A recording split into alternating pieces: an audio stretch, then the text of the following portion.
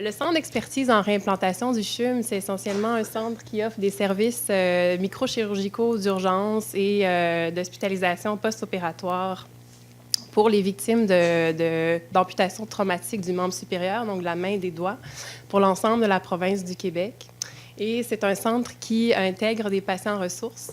Comme Marie-Pascale l'a mentionné, des patients ressources, ce sont des patients qui souhaitent mettre au service de l'organisation qui les soigne ou qui les a soignés tout leur savoir expérientiel de patients. Et dans le cadre du projet là, au Centre de réimplantation de la main, ce sont des patients qui ont complété leur réadaptation et qui souhaitent soutenir et accompagner d'autres patients qui sont victimes d'une amputation traumatique du membre supérieur. Ce sont des patients qui sont considérés comme membres à part entière de l'équipe de soins. Je dirais qu'ils jouent un rôle essentiellement de facilitateur de la communication entre l'équipe de soins et les patients et qu'ils sont un levier important dans l'amélioration de la qualité des soins des patients suivis au centre de la main. Je vais revenir en arrière, je suis allée trop vite. Donc, peut-être pour vous parler un peu de la prémisse du projet. Initialement, tous les patients qui étaient suivis au centre de la main de la grande région de Montréal complétaient l'ensemble de leur réadaptation au CHUM, versus les patients qui étaient issus de régions plus éloignées devaient compléter leur réadaptation dans un site externe, un site distant. Et au fil du temps, l'équipe a remarqué qu'il y avait certaines inégalités dans l'adhésion au plan de traitement de ces patients-là. Ce qui a amené l'hypothèse que c'était vraiment le soutien par les pairs, donc entre les patients, qui est un facteur déterminant à la fois sur l'adhésion au traitement, sur la réduction du choc post-traumatique et aussi sur la qualité de l'expérience de soins de façon plus large. Ce qui a été vraiment la prémisse qui nous a amené à développer un programme de patients ressources où on intègre directement les patients à un niveau clinique. Je vais laisser maintenant Olivier vous parler un peu de la façon dont ce projet-là s'est développé. Donc, bonjour, moi je m'appelle Olivier Fortin. Je suis patient ressources au CE Vermu, qui est dans le fond le centre d'expertise de la main, où est-ce que je travaille depuis mai 2014. J'ai une petite présentation, mais dans le fond, moi, pour mon histoire, c'est ça. En janvier 2013, j'ai eu un accident sur un banc de scie dans lequel je me suis blessé tous les doigts de la main gauche. Je me suis également amputé une partie du pouce et mon petit doigt au complet. Puis, je n'ai pas besoin de vous le dire vraiment, mais une main, c'est beaucoup de choses dans la vie. C'est un organe social, c'est à la fois notre premier contact avec les gens, mais c'est avec ça aussi qu'on est autonome, qu'on est capable de travailler, qu'on est capable de fabriquer plein de choses. Comme moi, je suis quelqu'un de créatif, fait que c'est quelque chose de très important dans ma vie. Fait que, lorsque mon accident est arrivé, il y a énormément de choses qui ont été chamboulées, qui ont été bouleversées, puis j'avais extrêmement de choses en dedans de moi que je vivais qui n'arrivaient pas à être désamorcées par aucun professionnel autour de moi, ni aucun membre, pas quand même de ma famille, aucun de mes proches non plus. Il y a beaucoup de choses dans le fond que je vivais que je n'arrivais pas à exprimer, puis je ne savais pas vraiment vers qui me tourner là-dedans. Fait que c'est pour ça, en fait, que vers la fin de ma réadaptation, un an plus tard, quand on est venu me voir avec ce projet-là de patient ressources, dans lequel, dans le fond, on me disait que c'était un nouveau projet qui mettrait en contact d'anciens patients avec des nouveaux patients pour que ceux-ci puissent échanger et partager sur leur expérience. Moi, ça m'a vraiment tout de suite plu comme idée parce que je pense que à l'époque, c'est vraiment la seule chose en fait que j'aurais voulu avoir. Quelqu'un qui rentre dans ma chambre qui me dise bonjour, j'ai vécu exactement la même chose que toi, puis je sais c'est quoi, ça va bien aller. Ça aurait été quelque chose pour moi qui aurait été vraiment très apaisant à ce moment-là. Donc, comment on a co-construit un petit peu ce modèle-là de patient ressources auprès des pairs? Dans le fond, au départ, on a fait une série d'entretiens avec des patients qu'on a enregistrés, qu'on a documentés. Puis de ça, ensuite, on est venu analyser plusieurs choses. Puis on est venu à sortir, dans le fond, c'était quoi les rôles, responsabilités, puis les compétences du patient ressource en tant que tel. C'était quoi les thèmes récurrents qui sortaient de ces rencontres-là, puis un petit peu, c'est quoi les étapes, dans le fond, de l'intervention, etc. Fait que ça nous a permis un petit peu aussi de savoir dans quoi, nous, en tant que patient ressource, on était à l'aise d'œuvrer, en quelque sorte, dans dans lequel on trouvait pertinent. Puis aussi, c'était quoi un petit peu l'attente que les patients avaient aussi face à une rencontre avec nous. Oups, encore trop vite, insensible.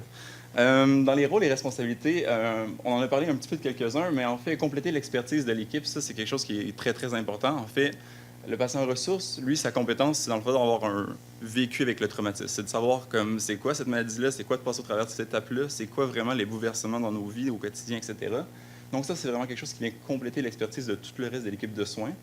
Ensuite, briser l'isolement. Bien, c'est ça. Souvent, quand on a un traumatisme comme celui-ci ou une grosse nouvelle qui nous arrive dans notre vie, on a tendance à se sentir un petit peu isolé dans ce qu'on vit. En tout cas, moi, je l'ai vécu beaucoup comme ça.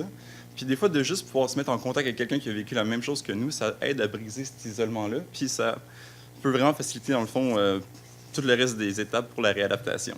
Ensuite, facilitateur de communication, bien ça, Audrey, on en a un petit peu parlé. Fait que dans le fond, c'est ça, c'est capable de faire parler davantage le patient sur ce qu'il vit, comment il vit, etc. Puis d'être capable, en fait, de le communiquer avec l'équipe de soins pour avoir vraiment être capable d'établir, dans le fond, un plan de traitement qui est optimal pour les besoins du patient, puis vraiment, comme lui, qu'est-ce qu'il vit, qu'est-ce qu'il veut.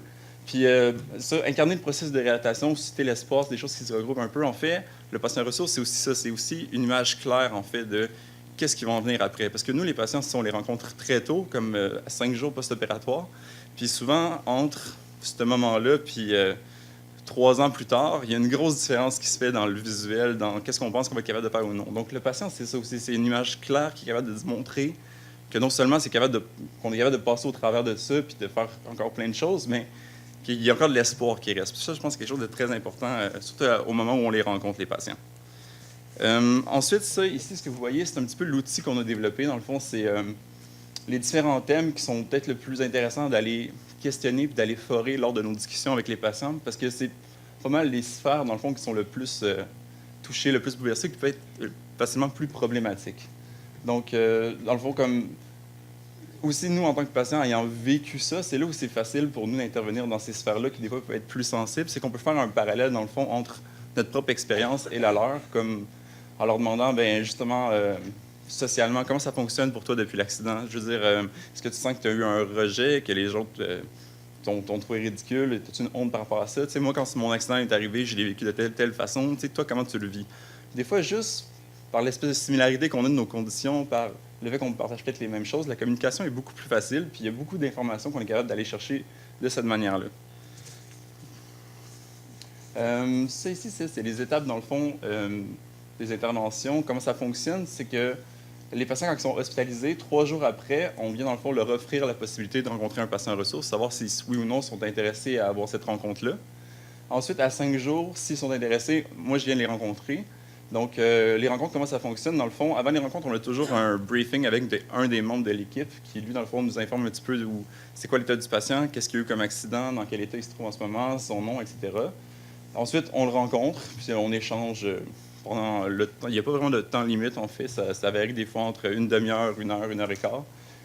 Par la suite, on a toujours un débriefing aussi avec le membre de l'équipe de soins qui, lui, justement, donc, on peut livrer nos impressions sur la rencontre, expliquer qu'est-ce qui a peut-être accroché ou moins bien. Fait que, si jamais il y a quoi que ce soit, lui, dans le fond, il y a les ressources pour réagir, mais il y a toute l'information que nous, on juge importante. Puis, c'est ça. Par la suite, on va re-rencontrer les patients à 6-8 semaines, à 4 mois, même un petit peu après. Puis, la seule différence, dans le fond, entre les premières rencontres et les rencontres plus éloignées, c'est qu'il y a possibilité de les rencontrer par vidéoconférence. Puis, si jamais ils sont en région, sont éloignés, quoi que ce soit. Fait que c'est très accessible quand même comme rencontre. Puis l'avantage aussi, c'est de pouvoir suivre les patients sur ce long temps-là, c'est qu'on peut vraiment pouvoir renforcer le travail des professionnels là-dedans puis les encourager dans leur réadaptation. Parce que souvent, c'est des réadaptations qui sont très, très longues, voire 1 an et demi.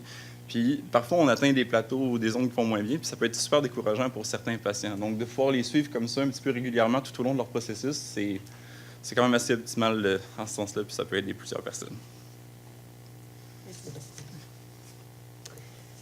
Merci beaucoup, Olivier.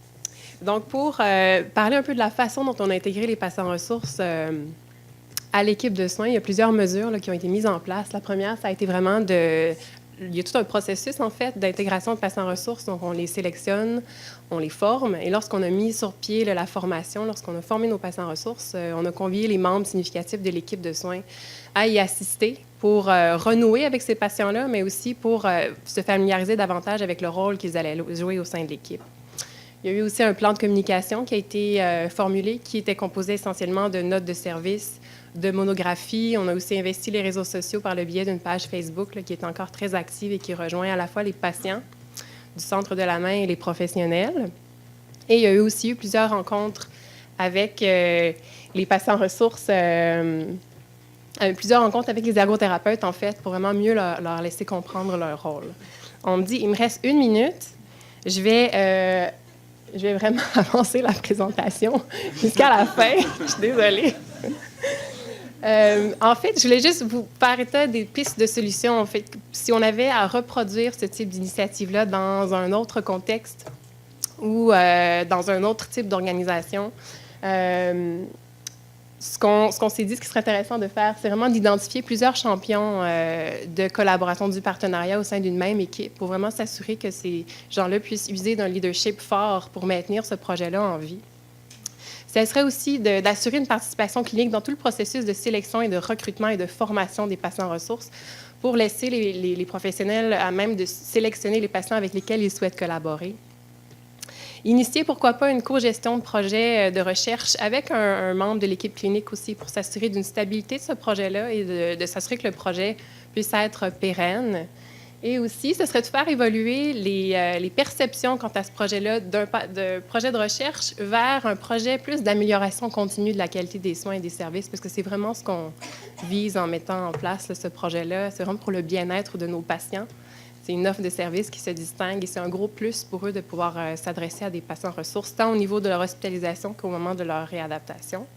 Et il y a une suite à ce projet-là, donc on souhaite vraiment, on va développer une étude. Je reviens en arrière.